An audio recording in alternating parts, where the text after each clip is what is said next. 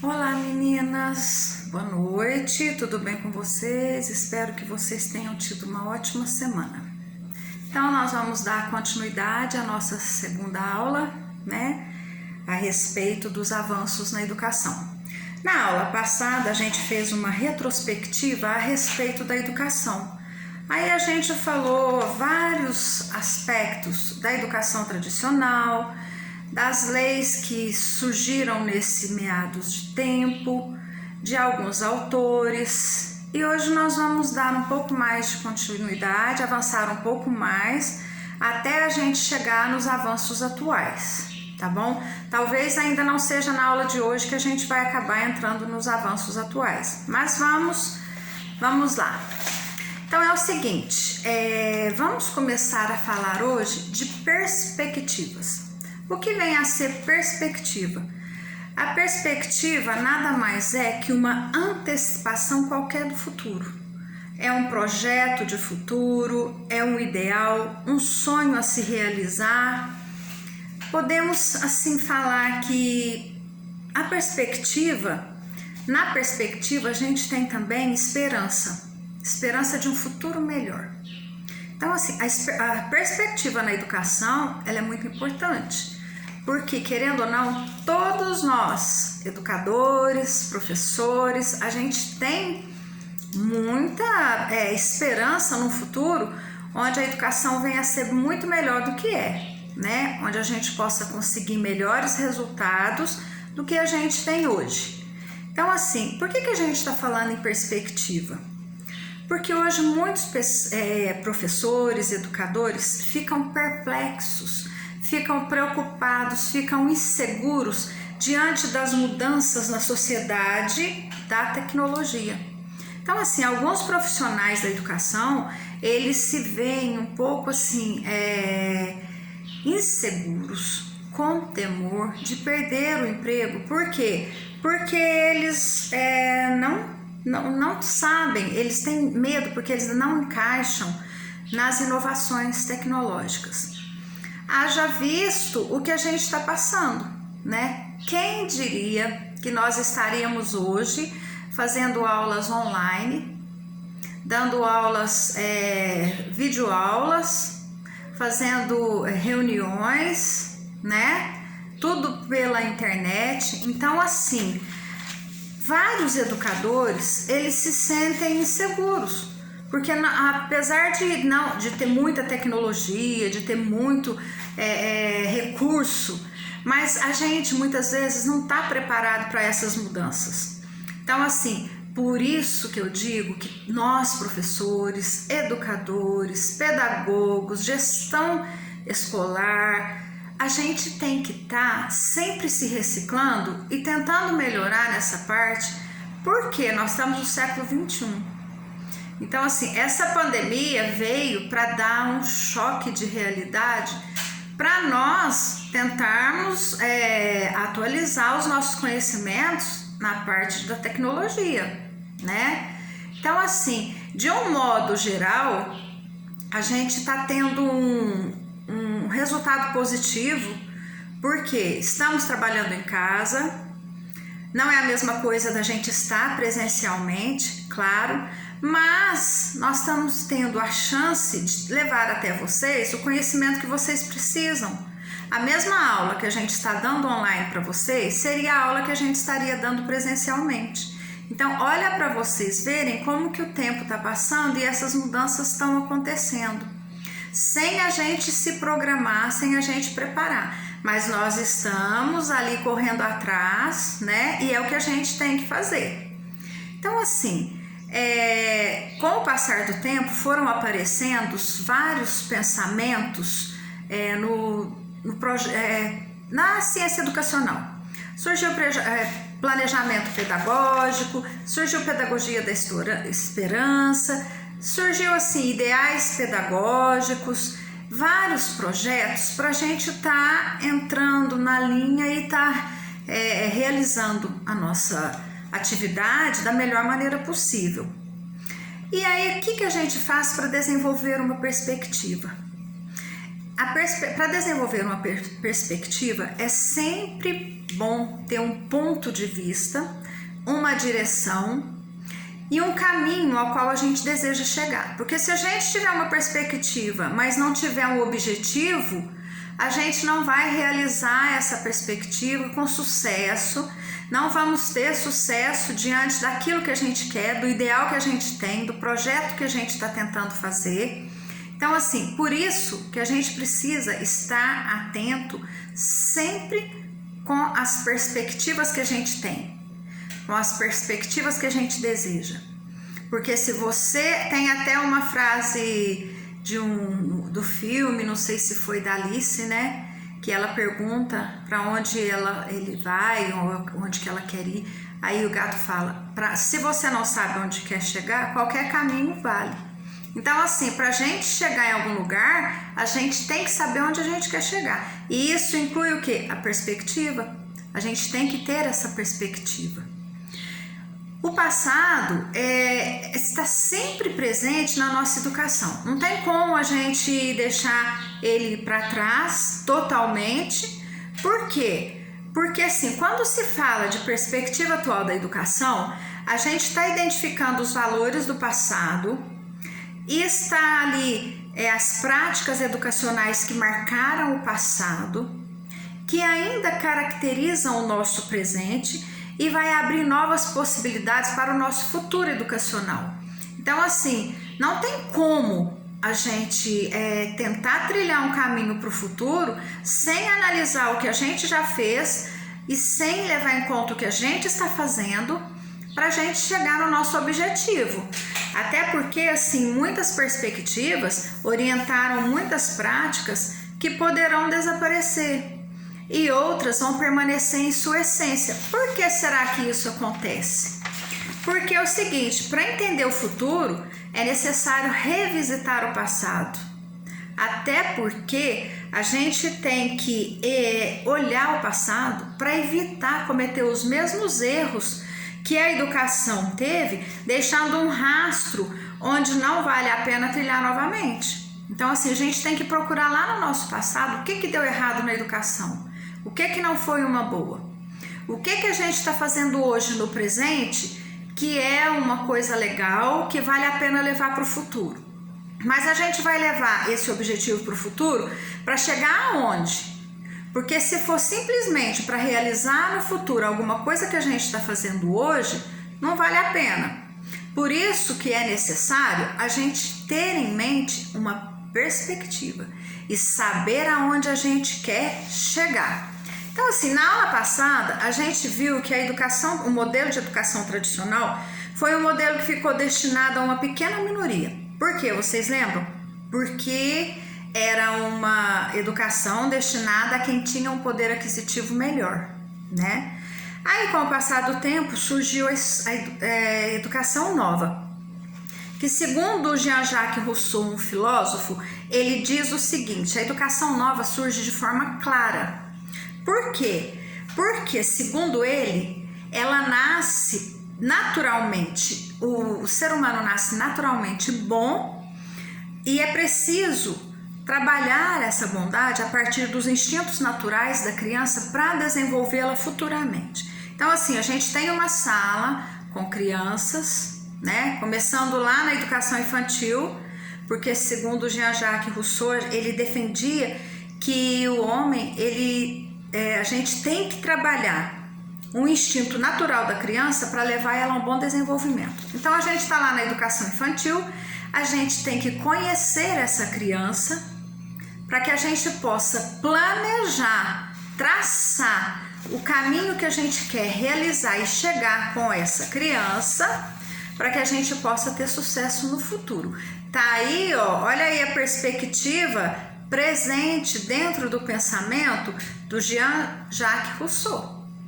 Então, assim, quando a gente começa a trabalhar com a criança, a gente vai começar a perceber aquelas que têm maiores dificuldades, aquelas que já estão um pouco mais avançadas, aquelas que têm alguns probleminhas, às vezes alguns transtornos de fala, de visão, de audição.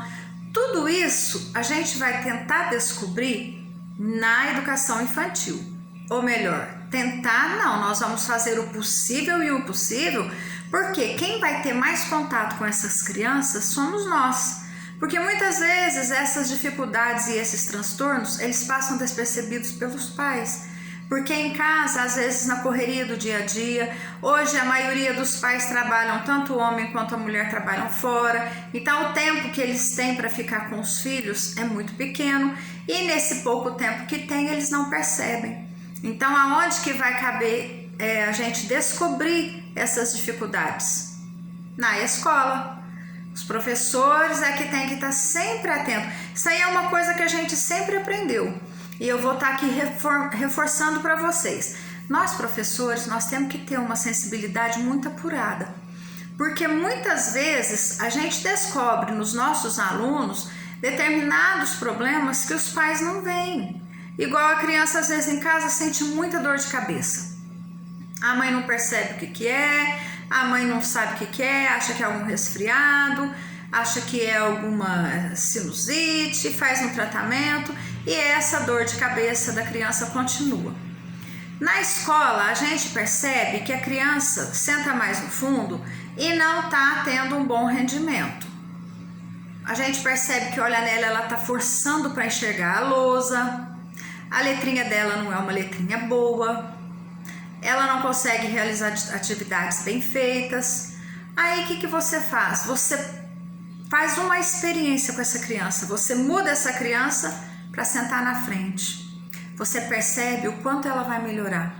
O que está acontecendo? Essa criança está com probleminha de visão.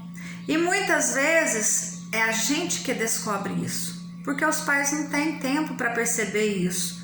E muitas vezes passa despercebido. Então assim, nós temos que estar atentos, porque somos nós que vamos perceber essas dificuldades e também as facilidades de conhecimento que essas crianças têm.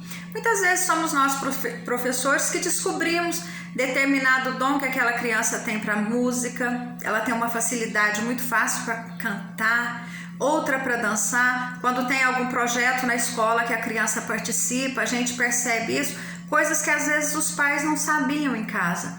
Então assim, nós vamos trabalhar os instintos naturais dessa criança, os instintos naturais dessa criança, para tentar desenvolver e levá-la a um ensino-aprendizagem com eficiência. E isso é o que nos diz Jean-Jacques Rousseau.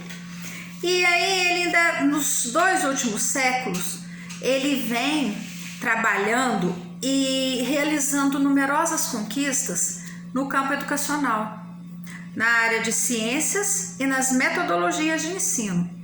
Eu não vou entrar muito a fundo porque a gente está fazendo uma pincelada a respeito de alguns autores que vieram trazendo coisas positivas para o avanço da educação, tá? Mais para frente a gente entra mais fundo em algum autor que é específico desse tópico.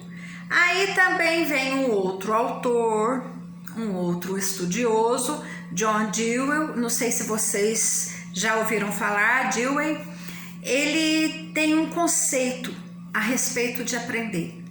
Ele diz que a gente aprende fazendo.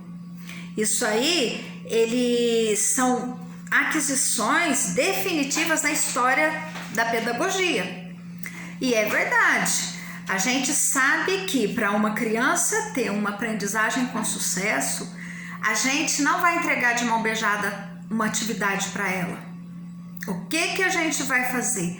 Hoje a gente leva a criança a pensar, a descobrir, a ser curiosa, a ser um pequeno cientista, né? A gente nunca vai pegar um conteúdo e entregar esse conteúdo pronto para a criança.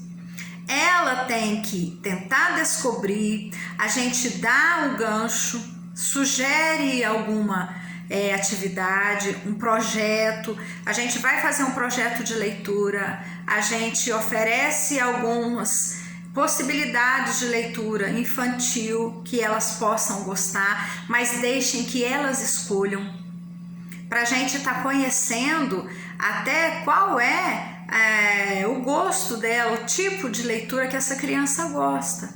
Então assim, é muito importante a gente trabalhar com a criança de forma a despertar essa curiosidade e deixar com que ela se interesse e busque realizar, e nunca dá pronto para essa criança. Esse é um pensamento do John Dewey.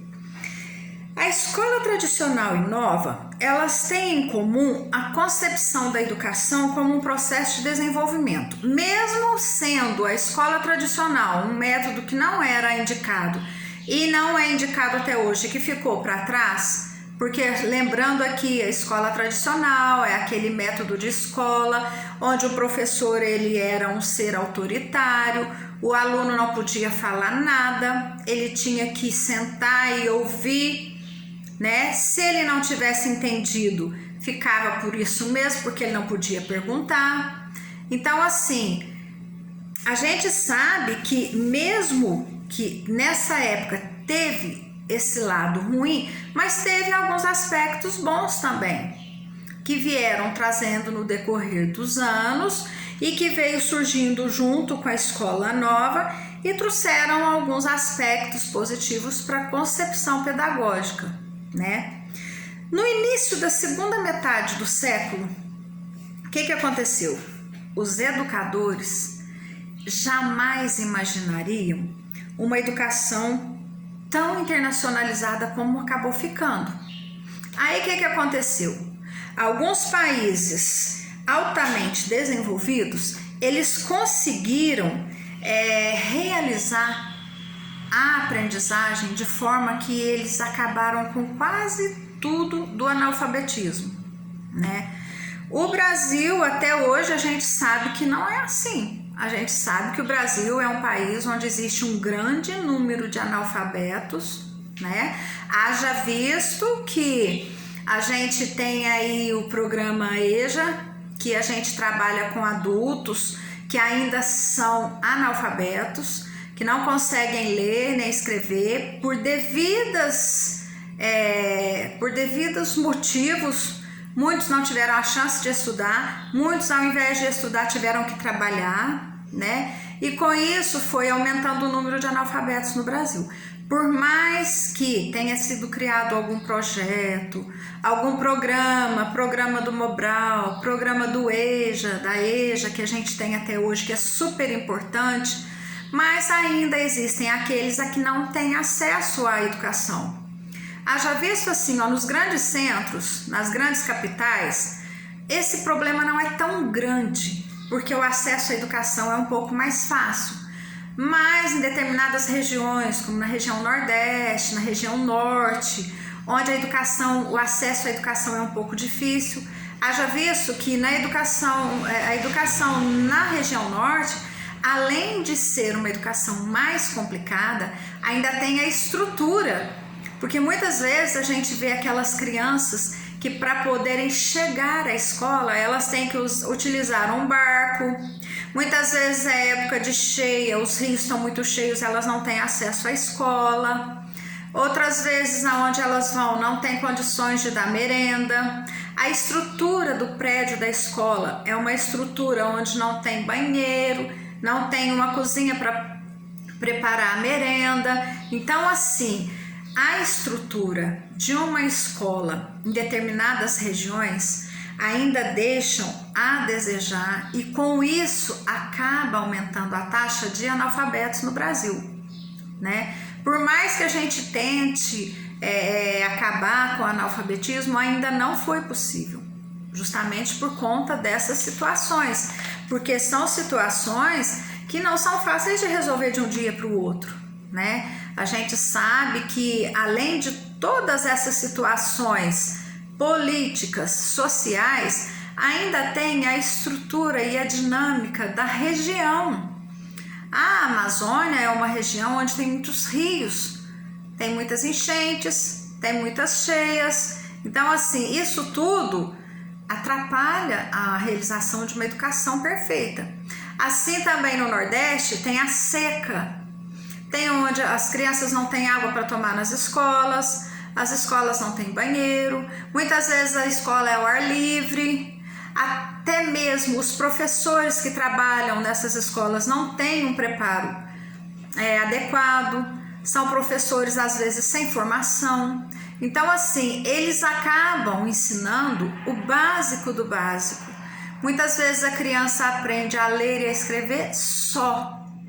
Então assim, deixa de ser um analfabeto porque sabe ler e escrever, mas não tem os conhecimentos multidisciplinares que a gente precisaria estar ensinando para essas crianças. Então assim, por mais que a gente veio evoluindo e por mais que a gente tenha se desenvolvido, o Brasil ainda deixa a desejar na área do analfabetismo. Então assim, muitos países, eles conseguiram acabar com o analfabetismo, muitos. Mas assim, pode-se dizer que hoje todos os sistemas educacionais contam com uma estrutura básica parecida. Então assim, por mais que é parecida, mas não consegue realizar, tá no papel, mas não consegue realizar na prática, é o que eu tô dizendo para vocês. Às vezes lá na região norte, na região nordeste, tem uma política educacional, onde tem que construir escolas, construir creches, e tá no papel, mas não tem recurso financeiro para que o faça. Aí o que acontece? Acontece que vai continuar tendo as mesmas dificuldades, uma sala de aula sem estrutura, professores sem habilitação, sem formação adequada, e aí acaba sendo um ensino defasado de acordo com as outras regiões, tá? Aí foi passando o tempo e o que vai acontecendo? Vai aparecendo as novas tecnologias. As consequências das novas tecnologias que vem chegando em massa, a aprendizagem, a educação à distância, a educação sobretudo baseada na internet, parece ser grande novidade educacional, né? E é o que acontece no início deste novo milênio. Aí o que vem acontecendo? A gente se prepara para determinada situação educacional, aí de repente a gente está se deparando com tudo isso que a gente está vivendo. Então assim, vamos mudar a nossa maneira de pensar, vamos correr atrás, vamos nos reciclar, vamos nos atualizar, vamos nos preparar para essas mudanças tecnológicas que vem vindo acontecendo, né? Então assim, a gente vai aprender a montar um vídeo, a gente vai aprender a falar diante da câmera, a gente vai aprender várias coisas que a gente não imagina que pudesse fazer. E assim, é muito engraçado, porque quando a gente vai gravar o vídeo, a gente não tem uma estrutura adequada, a gente não tem aqueles tripés, então assim, a gente arruma uma parafernália para poder estar gravando a aula, mas a gente está conseguindo, a gente está engrenando e devagarzinho a gente vai aprendendo e a gente vai ficando cada dia melhor, né? E haja visto o que acontece, a gente tem que estar atualizando, porque a linguagem da tecnologia é uma linguagem que vem mudando tudo que a gente já aprendeu até hoje. Muitas vezes é errado, né? Vocês já perceberam quando vocês vão mandar mensagem no WhatsApp, quando vocês vão comentar alguma coisa no Facebook, no Instagram, é tudo abreviado. Vocês VC, tudo TD e por aí vai, né? Então assim, muita coisa veio para melhorar, a gente sabe, porque a gente está tendo a chance de reciclar e aprender muita coisa nova, mas muita coisa nova acaba regredindo. Principalmente na parte da linguagem, da escrita, né? Que muita coisa, ao invés de melhorar, a gente acaba falando errado, escrevendo errado. Aí quando você vai redigir alguma coisa em escrito, à mão, quando vê, você tá lá abreviando como se estivesse mandando na internet. Então olha para você ver como são dois parâmetros. São coisas boas e às vezes ao mesmo tempo se torna um pouco negativa de acordo com o uso que você vai fazer. Então a gente tem que estar muito atento a isso, porque muitas vezes você vai fazer uma prova e tem redação, principalmente quem participa do Enem, né? O Enem tem a redação. coloca uma palavra abreviada numa redação de Enem, como se você estivesse escrevendo na internet, você simplesmente vai perder ponto, porque é diferente. É uma linguagem culta, é uma outra norma culta que a gente não pode estar usando a mesma linguagem e a mesma escrita que a gente faz na internet, né? Então, assim, os jovens hoje em dia, eles têm muito mais contato com o computador, com a tecnologia do que os adultos, né? Haja visto, assim, que esses jovens de um certo, vamos dizer, de 10 anos para cá, eles nasceram em outra era, é a era digital. Tanto que tem um termo, não sei se vocês já ouviram falar, o termo do nativo digital. O que vem a ser o nativo digital? São aqueles que nasceram na era da tecnologia, né? É o que eles brincam, que a criança está sendo lá retirada da barriga da mãe no parto e já está com o celular na mão. É como se fosse isso. Tanto que na propaganda que fazem desse nativo digital é essa imagem que tem, uma criança que acabou de nascer, um recém-nascido com um celularzinho na mão. Então, assim, haja visto que crianças de 5, 6 anos, gente, pegam um celular e elas entram em sites que às vezes um adulto não consegue. Então, assim, a gente precisa policiar isso com as crianças, porque a gente sabe que a internet, a tecnologia veio para nos ajudar e não para trazer problemas, né? Então, assim, esses jovens que nasceram nessa época, eles têm uma facilidade de transformar a internet em coisa muito boa. Porque quando a gente fala em tecnologia, a gente não está falando só da internet, não. Tem vários outros aspectos a respeito da tecnologia. Hoje a gente sempre vê na televisão algum programa da Universidade de São Carlos, onde tem vários engenheiros que eles fazem projetos de robôs para determinados fins, para determinados objetivos, criam algum projeto para que sane algum problema a respeito da água. Então, assim, quando se fala em tecnologia, não é só a internet, não é só o Facebook, não é só o WhatsApp, não. A tecnologia, ela vem trazer várias oportunidades para que a gente possa crescer no campo educacional, né? Haja visto a tecnologia que nos permite trabalhar a educação EAD, a educação à distância, porque se não fosse essa tecnologia, como que a gente estaria hoje sem poder estar presencialmente na sala de aula? A gente não teria como estar nos comunicando através de vídeo online, né, de aulas online. Então, assim, a tecnologia, no geral, ela veio como um boom na educação.